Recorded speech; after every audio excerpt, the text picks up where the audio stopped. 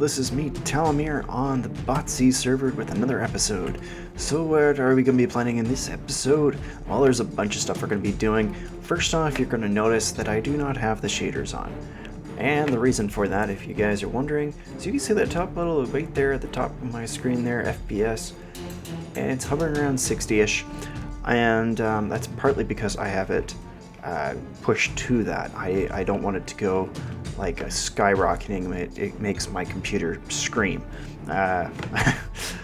Anyways, so the real issue is that my frame rate's dropped down to about 20 to 30 if I have those. It's very frustrating. So yeah, that's that reason. Shaders make my frame rates drop. For now, I'm gonna leave it off until I get a better card, a better video card, because that's what the actual issue is. It's my video card's not powerful enough. My CPU is though. So I'm pulling up the unique crops. Why am I pulling up the unique crops? Well, it's because there's a certain plant, I think it's Seed of Knowledge, and this little guy produces, let me see if I can show you what it does. No bounds, these crops will search for nearby bookshelves around them in a small radius, and that will make them into any chest inventory above them for written books to eat letters from. It's good to note that they don't seem to like book copies. Interesting. And will eat from the same book twice. That's quite interesting. So I'm going to look into what exactly that means and what is entailed in making this thing grow. But why this is so important is because the byproduct is a discount book. And that discount book will decrease the cost that it takes for repairing this sword right here. It'll do it by about 5 levels. So last time I put on the looting 3, when I put looting 3 on this sword, it cost about 37 levels. So if I was to take 5 levels off, I'm just theorizing, I'm hoping this is how it's going to work. It's considered on the anvil to be too expensive, as it does say. So I'm hoping that further upgrades can be applied to that particular sword and like the pickaxe and stuff like that if I apply that. So I'm going to try making that. That's one thing we're going to be doing in this episode. Other things we're going to do in this episode. Let's get ourselves up to the top. There's some things I may or may not have shown you guys in the previous episode. I am not really sure, but I did transfer this up here. It's just some arduous tasks that needed being done. I'm not sure if I'm going to add anything more in here. It's kind of a blank room. I'd like to make it look a little bit nicer if possible. It's kind of bland looking right now. But continuing upstairs, I really do like the shader packs. It gives so much variety, but it's too hard on my computer at the moment, at least. But yeah. So I'm up here for what reason again? Oh yes, right here. Hopefully I have enough space down below. It looks like I've got 2 right there. 2 blocks below. I think I might have enough space. I think that can be done all in one layer. I think, as long as I can. Well, I don't have observers. I'll have to look into that. But I was hoping to make a 3x3 piston door right here. I'll see if that's possible, and if that is, that's one of the things we'll be looking at this episode. So the plant seeds are not called knowledge seeds. I thought they might have been. But apparently they're called Scientia seeds. And it says that you're going to use enchanted books on the outside, some Invisibilia seeds on that part, and sugar in the center. So I think I need to use bookshelves, possibly, or something like that, to make them grow from what we were reading earlier. I'm going to have to experiment around with that. Hopefully I don't get... Ow, that hurt. But yeah, let's check these in, and let's see how this works out. So, okay, let's just give this a shot. 1, 2, 3, 4. 1, 2, 3, 4, and the sugar. 1. Did it work? It did. Okay, here we go. It worked. Really, that's all I needed.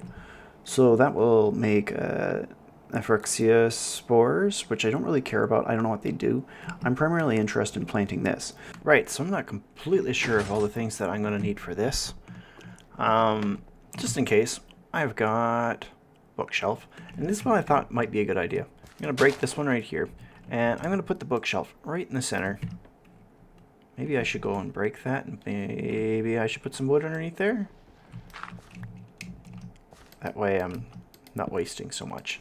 So I'm going to put the bookshelf. Let's just see. What does it do? Is it doing anything at all? And here's the other question.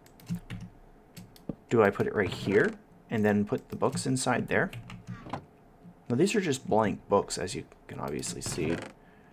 But from what I had read in here, it states that, let me see if I can find it again. Seeds of Knowledge, go over one. It said that it's going to look for bookshelves that are nearby.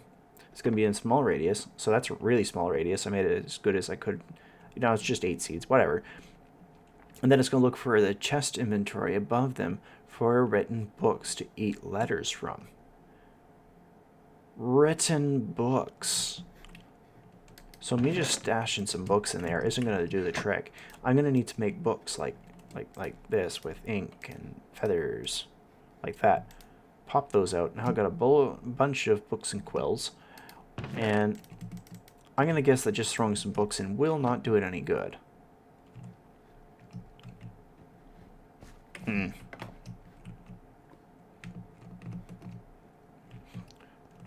Just wait a bit and we'll see if it does have any reaction, but I get the feeling that it wants me to write something. Since those are already in there, let's just write something.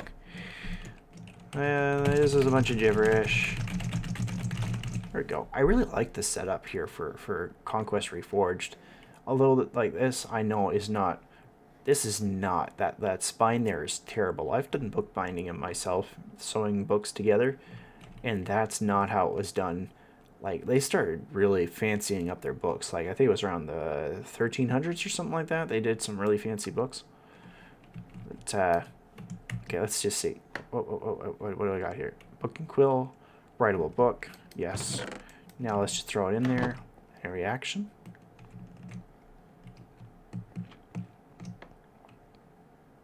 I think I need to sign it. All the other books are different, so let's just... I found out that I've got more leather than I thought. Let's just sign it. Sign and close. That's done. And let's throw it back in there and just see what happened. Happens. It's not this one. I think it's this one right here. Book and quill. Writable book. Yeah. What? I know I signed it. When you sign the book, it will no longer be editable. Yes, I know that. Let me sign and close. Enter book title. Oh! There we go. It's got a book title now. Sign and close. Fine. This is now considered a written book. A really random written book, but a written book.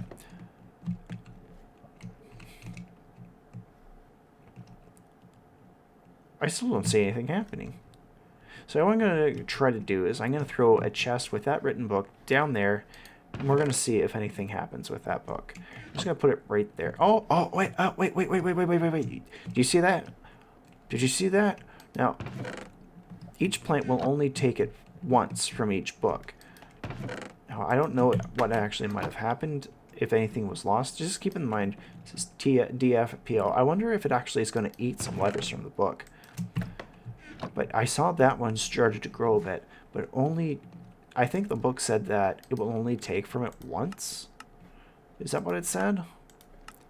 It said that it's good to note that they don't seem to like book copies, and they won't eat from the same book twice. So that's as much as that one's going to grow until there's another book in there. But the other ones might grab from the same book. So I'm going to start making a bunch of them, and we're just going to see what happens. So they're definitely starting to grow now. This one's already gone up a second level. I've got, what is that, 9 books? I got 9 books there, and I've got 8 books around here. In theory, each one should be able to grab from each one of these books at least once, because although each one will only grab from the from the book once, each one will grab, I'm pretty sure, individually from each book. So these should all start to grow completely. Oh, they should all be able to grow just from that alone, I'm hoping. And then once those pop out, like those books may not have been grabbed from, but I mean, they have been grabbed from a previous plant, but in theory, they should be able to grab from the plant again. Man, I wonder how that how they have that coded. That's weird. But yeah, let's just see how this goes, and I'll get back to you guys once some results come. Well, this has been super difficult, but as you can see, there's the first one. Finally popped up there. Hey, did I by mistake replant it, or just did maybe it doesn't break? I right-clicked on it. I didn't left-click on it. I right-clicked, so it didn't actually break the original plant. That's interesting. I filled this up completely to the top. I'm actually inclined just to break this and see if maybe it'll continue to draw from those books, because I mean it's 27 books there. The only other thing I can think of is that maybe it can make things like this, for example, this amazing sword, decrease in price. Like here, I'll take an example here for, let me see, those are those books. Well, I think they're back here. Here we go. Here we go. So I put them in here. There were some books like Silk Touch, Bane of Arthropods, and Fire Protection. I think that was the ones that I was most interested in. And I was hoping to put, I don't know if I can even put Banes of Arthropods on there. But there were some books I wanted to put still further on that sword. Maybe even change the name to something epic sounding. I gave some interesting names to the other one. I'm not sure what I would call it. I mean, at some point, I will be making this into the what is it, like adamantine or something that we've got in this game. So why am I so cold? It just keeps getting colder. It must be winter. Yeah. Okay, so there's the discount book. Craft with any tool and make subsequent repairs cheaper. So I think what I need to do is go over here and then go to the anvil, and then we're going to throw this sword into here and this into here. No. Craft with any tool or armor. Maybe it doesn't go on the anvil. I don't put it in here, do I? Seriously? So that's at tag 5. And this is a tag 4. Like, I'm looking at that NBT tag at the bottom there. Okay, so it automatically said too expensive the moment I put it in there. So I'm just going to use this as a demonstration so you guys know what I'm talking about. Immediately it says too expensive. It doesn't matter what I throw on there. Let's grab... Oh, it's back in the room there. But the moment that I go and put that discount book on there, it should immediately decrease it. So let's see what happens. Still too expensive. Oh. Seriously? Seriously? I don't know what to do now. I am completely confused about what to do with that. Oh. I'm gonna try it again. You would just have to see what happens there. That's frustrating. It still says too expensive. Ah. Where was that? Chosen upgrades. Sword. Here. I don't have any fire aspect. That's advanced fire aspect. This isn't going to change anything. I know this, but I just got to check. Okay. Too expensive. Too expensive. Too expensive. Oh, that's annoying. Got another. Yes. I'm going to break this one because I don't want it spreading to the others. And I think for now I'm going to throw the extra seats in here. I can't remember if these are good for Phyrexia seeds. I don't remember what that's good for. I'm going to leave that alone for now. What we're continuing to be interested in is craft with any tool, or if this is to discount the repair, make them cheaper. It won't let me do it a second time? Oh no, come on, that was expensive. Surely they'll let me do it. Like, it should. Oh, this is really ticking me off. Oh, come on. I was really hoping that this was going to be some, like, really cool stuff that I could have gotten out of this. So, all of that trouble and research, hoping that would actually make it less expensive, that's out the window. Right, so I guess we're moving on to the next project. So, what we're going to be doing... I'm still so annoyed about that. I really was looking forward to going and increasing, like putting more enchantments on that sword. I mean, I know that it would have been way OP, like over the top OP. But still, it would have been nice, especially just for, like, there's a few things I would have liked to have made better.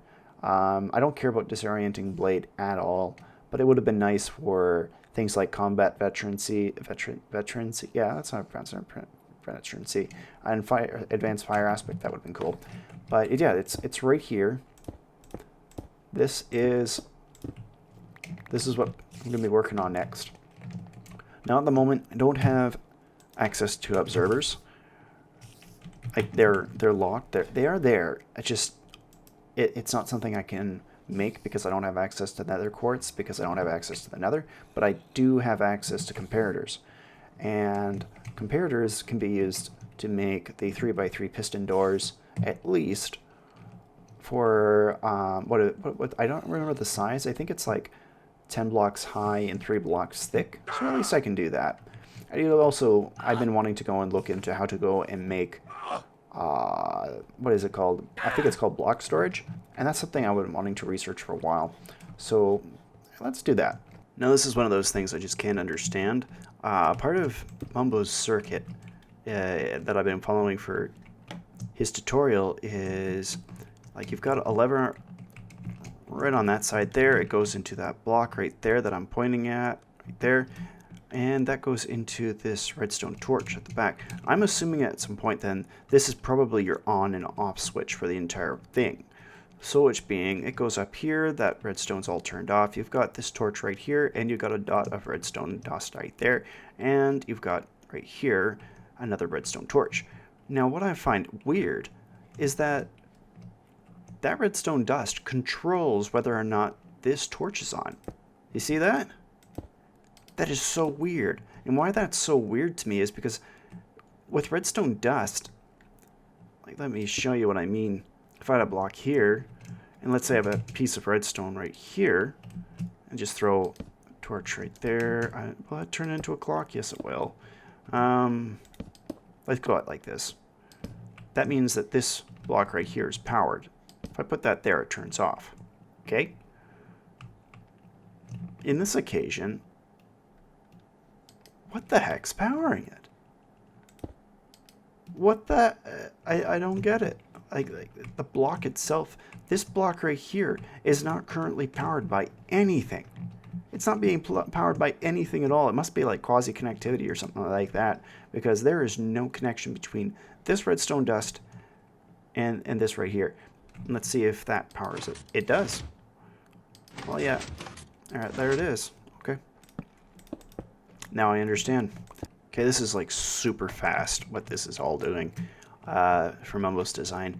I don't think that on my own I could have thought of this. There's some stuff in here that I have yet to have learned on how to do. Or maybe I know how to do it, I just didn't understand or realize. So what's happening is, this is your input lever, and the moment that you turn that one off, that lever right, or that torch right there turns on, which lights this up. And the moment that that lights up, it removes the power from this right here, and also this right here. So which being, this turns that on, which powers that. And since that is retracting, since that's no longer powered, that pulls that block over to here, and then immediately turns this redstone torch on right there. And then that one is able to go and push them in. So it's super fast happens. Let me see if I can, like that. It's so hard. It's so fast. It's so fast that it's hard to compute. But that's the basic first half of the process. The second half is going to require, I think, let me see. There's that bit there. And there's just one more process that needs to be done. This piston at the bottom will need to be fired in order for this one to come up. And then that one is going to need to be powered some way. I'm going to guess that this block right here is going to end up being used as a powering mechanism, so that that right there has the ability to pop up and pull that block down. I'm not going to attempt to make it on my own, because this is a design that's already in place, and if I make it any larger, it's not going to fit within the parameters of where I'll be placing this as my primary gate. So no chance of that happening. Let's finish building this. I don't think I can explain this to you guys, at least not well. So I think I explained the first half of the opening and closing sequence. The second part is, this is, what is it, 3 ticks? It needs to be 3 ticks. So when the power is turned on for that particular torch right there, it goes in there, it puts a temporary signal into there, which turns on that sticky piston right there, which this is like double things. There's 2 things happening here. It's sending in a pulse of power into this repeater, and that piston's opening. It immediately cuts the power off from there, and then the moment that happens, and it sends out a pulse through to here, and which pushes that piston up, and then like the moment that this one runs out of power, this one retracts, and then it sends that second amount of power that's still remaining through here, through here, all that nifty stuff. More specifically, actually, this top part powers that block, and then that turns on. So super fast. There it is. And that one is the last one to be powered, but doesn't really do anything. And there it's closing. And there it's opening again. Stupid fast. I don't know if I could have figured this out, to be honest. It's still quite beyond me. This is using, I think what's known as a falling edge monostable circuit. No, not that side, this side. Right here, that's falling edge. And it's taken advantage of basically the timing of it, and which turns it into a kind of a really, really short clock. And that's more or less what that's happening there. The thing's not easy to do. So there's some things that I'm good at building, and I know how to do a double piston retraction, and I understand how to go and do this block storage. But this right here, it would have taken me a lot of playing around to do that. And I do not think that I could have done it within even an hour. It would probably take me 2, 3, 4 hours to get this all together. What's important for me is to understand it. And that's the same thing with you guys too, while you're going through your redstone, your own little redstone builds that you're doing. Maybe they're not little redstone builds, but they're giant redstone builds. But yeah, watching other redstoners making their own stuff, understand their circuits. By understanding their circuits, you get a little bit closer to understanding how to make your own circuits, and you can build their designs, their methods into your own builds. I'm going to finish this creature, and we will be next back onto the BotC server to go and put this into its proper place there. Alright, we're back on the BotC server here. Let's get this going. And you know what? I think I'm going to turn this into a third-person time-lapse. Well, I did end up recording this a little bit here, but unfortunately the door is not going to fit in at all, so I've unfortunately had to switch over to a 3x2 piston door down at the other end. So here's the clip of me building it.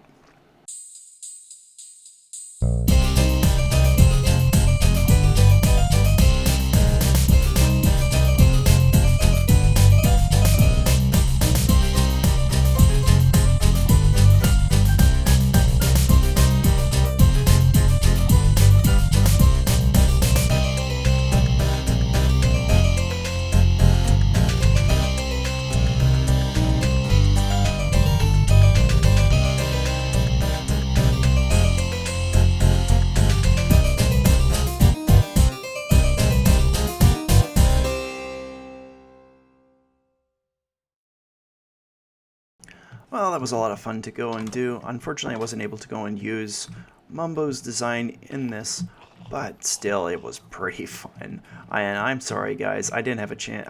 Well, it's not so much I didn't have a chance. I completely forgot to show. I was planning to do a third-person time-lapse of this. I completely forgot. I think it looks really cool.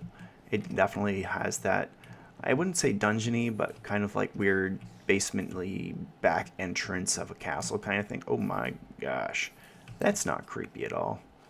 Oh, the water took care of it. Phew. Well, yeah, so there it is all working. And I always run out here because you never know what might be coming around the other side of the doors. Yeah, like that, for example. Come on. Nope. Go away. Is there anything else around? Anything else? No? No? No? Okay, cool. And yeah, I may do a bit more with this kind of an entrance here. It's a bit lazy, to be honest. I'm not sure yet. I may actually put it like a full roof over top of it and everything. Maybe even... I'm not sure. I'm still thinking, hey, it looks like it might be spring or summer. But yeah, that's it. Works pretty good. Now it's obviously just basically a 2x2. Well, it's a 3x2, but gosh, what difference? It's a pretty easy, like super easy. It's a super easy door to go and put together. I'm still not sure if I want to leave this here. It doesn't allow me to see if there's mobs outside, and I can shoot through it. I think I'll leave it for now. It is a good way to go and see through. And also I fixed this up a bunch as well. I'm thinking I might still add a bit more to this. I may even adjust maybe... yeah. Still not 100% sure. But yeah. I guess the next thing I'm going to be working on, I might do a little bit more with this room. And that tower right there is another thing in the next episode I'm going to be working on. I think there'll be about 2 things I'm going to be primarily focusing on. It might turn it into a bit of a shorter episode. But it'll be this tower here, and also the ranch house that finally I will be working on since I've got all the materials for it ready. There's like a spider right there, isn't there? Yeah. Hey, it didn't fall. Oh, wait. Oh my. Professional Minecrafter here. Oh, I'm far from that.